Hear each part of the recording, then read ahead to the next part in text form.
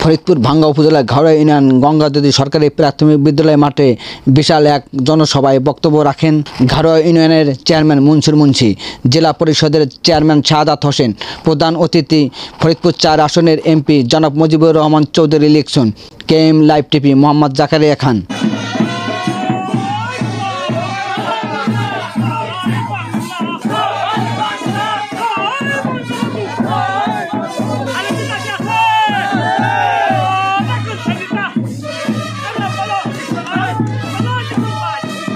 আমি আজকে আসলে খুব আনন্দিত, কারণ আমরা মাননীয় সংসদ, আমাদের সবার প্রিয় নেতা মাননীয় সংসদ মুজিবুর লিকসন চৌধুরী আমাদের ঘাওড়ার জন্য যা করেছে, আমরা যদি আগামী নির্বাচনে 2023 সালের নির্বাচনে কাজী জাফরুল্লাহ যে টাকা নিয়ে আসুক, তাকে যদি আমরা এজেন্টবিহীন চিন্তা না উপহার দিতে পারি, তাহলে না হলে মনে হবে না আমাদের ঋণ শোধ হয়েছে।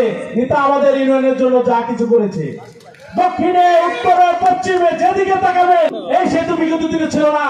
বাপ চাচারা মাছ খালারা কত কষ্ট করে সাগু পার হতো, মাননীয় সংসদ সদস্য যদি না দরকার ছিল।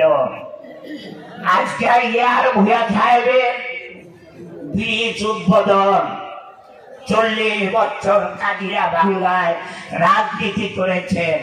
কোথায়, কার নামে, ভাঙ্গার কোন মানুষের নামে কাজী জাফরুল্লাহ সাহেবরা সম্মানটুকু দেখাইছে? আমার লজ্জা হয়, কাজী জাফরুল্লাহ সাহেব ভাঙ্গার স্টেডিয়াম আমাদের ক্রীড়া পরিষদের থেকে যখন নির্জন চৌধুরীর কাছে প্রস্তাব এলো, নির্জন চৌধুরী সেদিন এই কাজী জাফরুল্লাহ সাহেবের চাচা কাজী ইউসুফ সাহেবের নামে ভাঙ্গার স্টেডিয়ামকে দিয়েছিলেন। কাজী জাফরুল্লাহ সাহেব রাজনীতি করার জন্য রাজনৈতিক মন লাগে, মানুষের সেবা করার জন্য মন মানসিকতা লাগে, উন্নয়নের জন্য মন লাগে। আজকে আপনি 2 ভাঙ্গায় স্বতন্ত্র প্রার্থীর কাছে পরাজয় হয়েছেন, এটা কারণটা কি? আগে আপনি সেইটা নির্ধারণ করেন। আপনার কর্মী বলেন, নেতা বলেন, আপনি যে কাজী জাফরুল্লাহ সাহেব আপনার বাংলার মানুষের জন্য কতটুকু করেছেন? আপনাকে এই বাংলার মানুষ অনেক আশা করে 2001 সালে এমপি বানিয়েছিল। বাংলার উন্নয়ন হবে, বাংলার জনগণের সম্মান হবে, মানুষের মূল্যায়ন হবে, তার কিঞ্চিত পরিমাণ কিন্তু আপনি দিতে পারেন নাই। যার রেজাল্ট 2014 সালে 2018 সালে ভাঙ্গার মানুষ আপনাকে জবাব দিয়েছে। আজকে জারুয়ার মাঠে, এই গঙ্গাদীর মাঠে ইয়ার ভূয়া সাহেব যিনি বঙ্গবন্ধুর সাথে রাজনীতি করেছেন, যদি এই ঝাড়ুয়ায় কারো সম্মান পাওয়ার যোগ্য, সেই ইয়ার ভূয়া সাহেবের সম্মানটুকু কিন্তু নির্জন চৌধুরী দিয়েছে। আমি কাজী জাফরুল্লাহ সাহেবকে বলবো, যদি আপনার লজ্জা থাকে, আগামী নির্বাচনে যে যত কথা বলেন না কেন, আগামী নির্বাচনে ভাঙ্গায় নির্জন চৌধুরী নৌকার নমিনেশন পাবে ইনশাআল্লাহ। কাজী জাফরুল্লাহ সাহেবকে বলবো, আপনার যদি লজ্জা থাকে, আপনার যদি মিনিমাম মান সম্মান থাকে, এই বঙ্গবন্ধুর নৌকাতে আপনি 3 বার হ্যাট্রিক করাবেন না। কারণ আমরা এতে লজ্জা পাই, আমরা ছোট হই। আর আমি সবার কাছে অনুরোধ করব যে দল বল নির্বিশেষে আজকে বাংলা সদরপুর চরপদর্শনের সমস্ত মানুষ নির্জন চৌধুরীর কাতারে এসে যোগ দিয়েছেন। 2-1 বাটপার বিভিন্ন ভাবে ওই কাজী জাফরুল্লাহ সাহেবের কাগজের বাক্যে বাদ দেখাতে চান, বঙ্গবন্ধুর সিংহ পুরুষ বানান। আরে কাজী জাফরুল্লাহ সাহেব সিংহ পুরুষ না কাগজের বাঘ আমাদের কেউ বেশি জানে না, যার কারণে 14 সালেই কিন্তু আমরা তার লাল কার্ড দিয়ে বিদায় দিয়েছি। আমি আশা করি আগামী জাতীয় নির্বাচনে সারা বাংলাদেশে মাননীয় প্রধানমন্ত্রীর পরে সর্বোচ্চ ভোটের ব্যবধানে আমার আপনার নেতা নির্জন চৌধুরীকে আমরা সর্বোচ্চ ভোট দিয়ে নির্বাচিত করব। সবাই ভালো থাকবেন, সুন্দর থাকবেন। জয় বাংলা, জয় বঙ্গবন্ধু, জয় হোক নির্জন চৌধুরী। ইয়ার ভুইয়া সেতু উদ্বোধন, আসলে ইয়ার ভুইয়া সেতু উদ্বোধনে আমি ব্যক্তিগতভাবে ভাঙ্গা উপজেলার 11 জন চেয়ারম্যান, সাবেক চেয়ারম্যান, জেলা পরিষদ ভাইস চেয়ারম্যান, সদরপুরের উপজেলা চেয়ারম্যান, চরবদ্রাসন সদরপুরের আওয়ামী লীগের নেতা, সবাইকে দাওয়াত দিচ্ছি একটা কথা জানানোর জন্য যে মরহুম এয়ার ভুইয়া সাহেবের নামে যে ব্রিজটা ভাঙ্গা সব থেকে এই যাবৎকালে সব থেকে বড় ব্রিজ, এটার নামকরণ কেন দেওয়া হলো? দেখেন, আমরা সম্মানিত ব্যক্তিকে সম্মান দেব, আমরা ইজ্জত পাওয়ার ব্যক্তিকে ইজ্জত দেব। আমরা এই ঘাড়ুয়ায় কিন্তু আরেকটা ব্রিজ আরেকজন নেতার নামে আমরা করেছি, হায়দার মোল্লা চৌকিঘাটা ব্রিজটা তার নামে দিয়েছি। আজকে আমি আপনাদের জন্য কাজ করতেছি, 9 বছর আমি আপনাদের জন্য পরিশ্রম করতেছি, দিন রাত, ঝড় বৃষ্টি যে কোনো সময় হোক, 3টা উপজেলা বিশাল এলাকা আমরা কাজ করতেছি আপনাদের সেবা করার জন্য। যে স্বপ্ন সেদিন আপনারা আমাদের ভোট দিচ্ছেন, সেই স্বপ্ন বাস্তবায়ন করার জন্য আমি আমার ইমানি দায়িত্ব পালন করতেছি। আমাদেরও তো একটা খিদা, আমারও তো একটা চাহিদা। আজকে বউ বাচ্চা সংসার, মা ভাই বোন সব ফালাইয়া আমি আপনাদের মাঝে বসে থাকি, আপনাদের পাশে থাকি।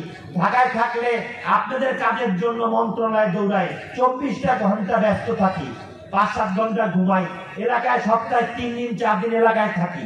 আমাদেরও তো এই যে সন্তান, এই যে আমার মা, এই বৃদ্ধ মা, আমার ভাই, আমরা যে আপনাদের জন্য কাজ করতেছি, এই কাজের পিছনে তাদের অবদান আছে, তাদের স্যাক্রিফাইস আছে, তাদের সহযোগিতা আছে। আমার সন্তানরা যেভাবে সময় দেওয়ার কথা, সেই সময় তো আমি তাদের দিতে পারি না। আমার বৃদ্ধ মাকে আমি যে সময় দেব, সেই সময়টা তো দিতে পারি না। তবে তাদের অবদান কিন্তু অবশ্যই, পরিবারের অবদান আছে আমাদের রাজনীতি করার জন্য। আজকে এই সেতুটা আমরা মরহুম এয়ার ভুইয়া সাহেবের নামে দিচ্ছি। কেন? কারণ উনি বঙ্গবন্ধুর খুব ঘনিষ্ঠ একজন মানুষ ছিলেন। উনি বঙ্গবন্ধুর সাথে ওনার একই ডিঙ্গি নৌকায় তার ছবি আছে, অনেক অবদান আছে, হয়তো আমি সব বলতে পারবো না। তারপরে তার সন্তান ফারুক সাহেব, উনি এই এলাকার আপনাদের সন্তান, উপজেলা চেয়ারম্যান ছিলেন, এমপি ছিলেন। একটা কথা আছে যে ভাঙ্গার মানুষ বিপদে পড়লে রাত 3টা বাজলেও ফারুক ভুইয়ার কাছে গেলে সে তার জন্য কাজটা করে দিত। আমরা এমপিরা সবাই সব কাজ পাই না। আজকে এই এয়ার ভুইয়া সেতুটা দেওয়ার কারণটা কি? আমি যে কষ্ট, সেই ছোটবেলায় আপনারা আমার এমপি বানাইছিলেন, আজকে 9 বছর, গাড়ির মতো একটাও পাকে নাই, আজকে সব পাইতে যাচ্ছে, তোকে দেখি না প্রশ্নও করতে হয়। আস্তে আস্তে সময় ঘনায় আসতেছে, কিন্তু আমার মৃত্যুর পরে আমার সন্তানরা তাদের অবদান যেন পায়, আমার পরিবার যেন এসে বলে যে হ্যাঁ, এই এলাকার মানুষের জন্য আমি কাজ করছি, তারা আমার জন্য একটা চিহ্ন থাকে, একটা অবদান থাকে, একটা সম্মান থাকে। তার জন্য আজকে এয়ার ভুইয়ার নামে সেতু দেওয়া হয়েছে। আমরা সেতু দিচ্ছি এই এলাকার জন্য আরেক নিবেদিত প্রাণ, হয়তো বা উন্নয়ন করতে পারে নাই, কিন্তু আপনাদের ইজ্জত সম্মান দিয়ে গেছেন মরহুম ইউসুফ কাদির সাহেব। তাকে মানুষ যতই কষ্ট দিক, সে মানুষের সাথে খারাপ ব্যবহার করতে পারে। আমরা আরো সকল নেতাদের নামে আমরা একটা করে ব্রিজ রাস্তার নাম দিচ্ছি, যেন ভবিষ্যতে যারা রাজনীতি করবে তাদের পরিবারের কাছে যেন তাদের মাথা নত করতে না হয়। আজকে ইয়ার ভুইয়ার নামে 30 বছর না 20 বছর আগে ব্রিজ হওয়ার কথা ছিল। আমি কারো বদনাম করব না, যে আপনাদের সেবা করতে পারবে, যে আপনাদের বিপদের দিনে থাকবে, যে আপনাদের সুখের দিনে থাকবে, যে রাস্তা বানাবে, যে ব্রিজ করবে। 14 সালে 3 থানার জনগণ আমাকে ভোট দিয়েছিল শুধুমাত্র একটা পরিবারের বিপক্ষে, একজন ব্যক্তির বিপক্ষে।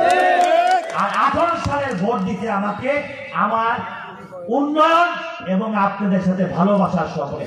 আজকে মঞ্চে যারা আছেন আপনারা মনে মনে করতে পারেন কেউ আমার ভাই, কেউ আমার চাচা, কেউ আমার বয়সে ছোট, কিন্তু এই মঞ্চে যারা নেতা আছেন তাদের সাথে আমার রাজনৈতিক সম্পর্ক না, আত্মার সম্পর্ক, পরিবারের সম্পর্ক।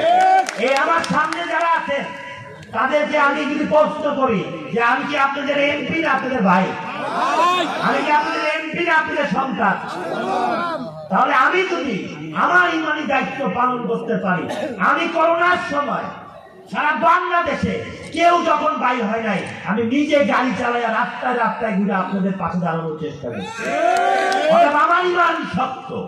কিন্তু গত 4 বছরে এত বড় বিপদ গেল, এত মানুষের কষ্ট গেল, যেই নেতা গুলশানের বাড়ির জানলা খুলে নাই তার ব্যবস্থা আগামী নির্বাচনে আপনারা করে দেবেন। আপনারা আমাকে ভয় দেখায় না। আমাদের চ্যালেঞ্জ করছিলেন জেলা পরিষদে, আমি বলছিলাম উপরে আল্লাহ, আমার বিশ্বাস আছে ফরিদপুরের মানুষ আমাকে ভোট দেবে দিছে। এই যে জেলা পরিষদের চেয়ারম্যান বাংলার মাটি থেকে হয়েছে, ইজ্জত কি আপনাদের বাড়ে নাই? আপনারা আনসারাগান যান, বোয়ালমারি যান, মধুখালী যান, নগরকান্দা যান, সালতা যান, ফরিদপুর যান, আপনারা সারা বাংলাদেশে আলোচিত বাংলার ছেলে জেলা পরিষদের চেয়ারম্যান হচ্ছে। 9টা উপজেলা, 6টা পৌরসভা, অনেক বাগে বাঘ মারতে, অনেক ভাল্লুকে মারতে, তারপরে উল্লার বড় বড় নেতারা হইতে দেবে না। আমি বলছি আমার ইমান সত্য, আমি কাজ করছি, অবশ্যই আমার কাজের বিনিময় হলো আমার মুখের দিকে তাকায়া সাদাত ভাইকে ভোট দেবে। আজকে 3 উপজেলায় খেলছি, আগামীতে জেলায়, পুরো জেলায় খেলছি। ইনশাল্লাহ জাফরুল্লাহ সাহেব আরেকটু খোঁচায়েন, দক্ষিণবঙ্গেও খেলবে। দক্ষিণবঙ্গ খেলব, কারণ আমার বিশ্বাস বাংলার মানুষ আমাকে ভালোবাসে, আমি তাদের ভালোবাসি। আপনারা ভালোবাসেন না? দেখান আপনারা আছেন আমার সাথে, আপনারা থাকবেন, আপনাদের দোয়া থাকবে, আপনাদের ভালোবাসা থাকবে। জেলা উপজেলা না, সারা বাংলাদেশ জয় করবো ইনশাআল্লাহ। আমরা ভয় পাই না। আজকে 9 বছর যৌবনের 9 বছর, সেই ছোটবেলার থেকে আপনাদের উন্নয়ন করার জন্য কাজ করে যাচ্ছি। আমার ইমান সত্য, তাই আমি আশা করি ইনশাআল্লাহ আগামী নির্বাচনে নেত্রী আমাকে নৌকা দিবে। আর যদি নৌকা আমাকে না দেয়, আপনারা যা চাবেন তাই হবে। আপনারা যদি বলেন ইলেকশন করতে, আমি ইলেকশন করব। আমাকে নৌকা না দিলে আপনারা কি ইলেকশন করতে পারেন? জোরে বলেন। নেত্রীর কানে যেতে হবে।